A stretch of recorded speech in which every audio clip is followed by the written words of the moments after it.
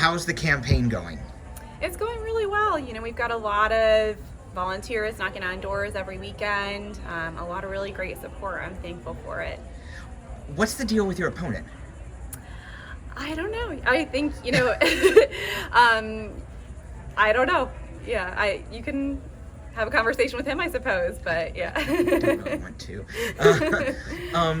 How is it on the front lines? How is it in school? I know we go back to school just days after the election.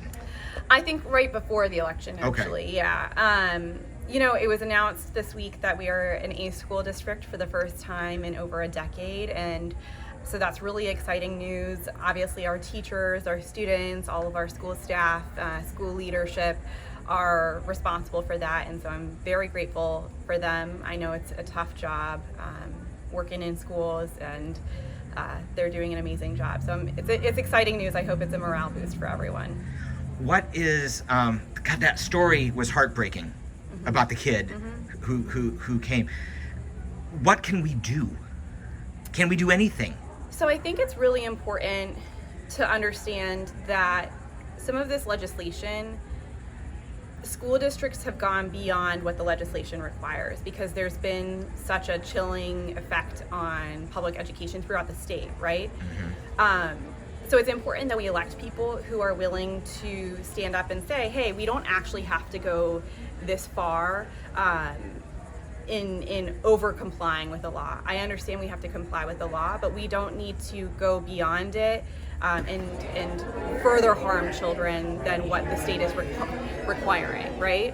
And it's important that we have school board members who are willing to stand up and say, hey, this law is immoral, it is harmful to children, and try to work with lawmakers to repeal those laws.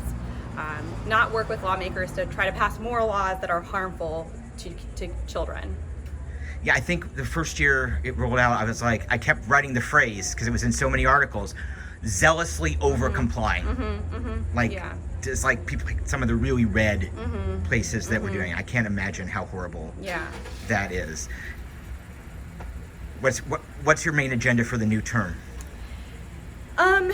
Continuing the work that we've been doing for the last 4 years, trying to improve the physical facilities on the east side that were neglected for a very long time, trying to make sure we treat our employees as professionals and protect them from a lot of these attacks up from Tallahassee, and improving mental health resources for our kids. We know especially our most vulnerable youth, our LGBTQ plus youth, are at a higher risk for a lot of these issues. And so making sure we have the correct mental health funding and resources available to those kids. Awesome, Sarah. Thank you so much.